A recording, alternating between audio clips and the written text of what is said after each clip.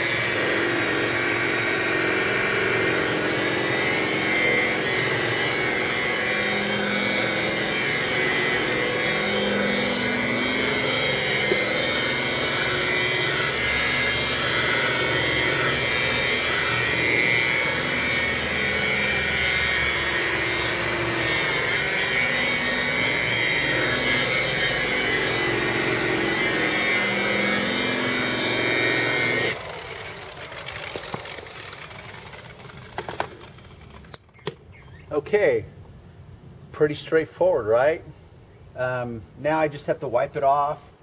I know now that I will have a swirl-free finish. In this bumper, I have removed 95% of the abrasions and scuffs in it.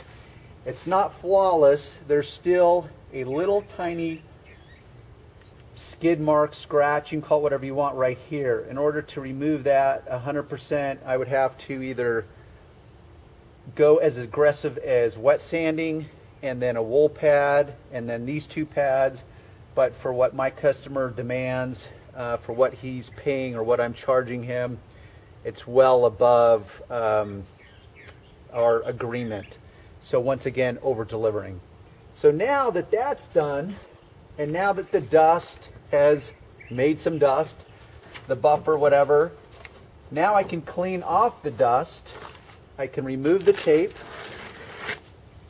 and then I can get back to the original purpose of this video, which is interior work. Because now, clean up my little bit of residue, and really I like to keep things clean. In other words, I don't like a lot of slings, so I don't use a bunch of product and just make a big old fat mess everywhere. So at this point I'm not going to wax it, because what I want to do now is deal with this, because this will be the next step. Because I know that when I use this aerosol can, I am going to get overspray on other areas like the paint that I will have to deal with later. So once again, proper sequence of steps will save you time, will mean that you can make more money per hour, which is what any professional or you driveway detailers are after. Even if you're not charging someone, your time is valuable. You should assign a value to your time. Everyone's time is going to be different. So whether you're charging someone or it's your time, because I've got better things to do. As much as I love this, it's a labor of love, there's still things that I would rather be doing more. Whether it's hanging out in the sun, going to the beach, spending time with my family, whatever. So the point is to me, time is critical. I'm always looking for ways to save time. So we don't want to repeat our steps. Now, this threshold plate is just merely an example. It's got a pretty thick texture to it. Now, another thing I want to point out is because I have already cleaned it with my Meguiar's all-purpose cleaner and a toothbrush, because it has these intricate little cutouts in it that require the use of a toothbrush. So, whenever you get something wet and you clean it and you wipe it up, there's going to be an added level of time for it to actually dry 100%. And if you leave any dirt remaining, that dirt, based on how much dirt there is, will actually require additional dry time. Why is that important? Because if you clean it and it's still a little bit wet, like whenever you get dirt saturated with liquid, just like plastic, okay, it suddenly becomes darker, correct? This is darker than that. So if it's dark because it's saturated with a liquid that's going to dry, as soon as it dries, it will reveal that there's still dirt remaining within these intricate areas of this threshold plate. Okay, so if I'm at this level, I'm about 6 inches from it, and I'm looking at it, and it's 99% perfect now. I can take my dusting brush and go for 100% perfection. Okay, so if I know that from here to there it's perfect, I sure as heck know that from here to there it's going to even be more perfect, if that's even possible. I know that's kind of an oxymoron, but you get the point. So now that it's 100% clean, and you know that you always have to double check your work, and whenever there's two pieces touching each other, hard pieces or plastics or rubbers, you know that if you get them wet and you wipe it up, guess what? In between that seam, it's still going to be wet. So you either have to go back through, open that seam apart, force your cloth underneath it, or come back later, make sure it's not dripping down if it's a vertical type of scenario.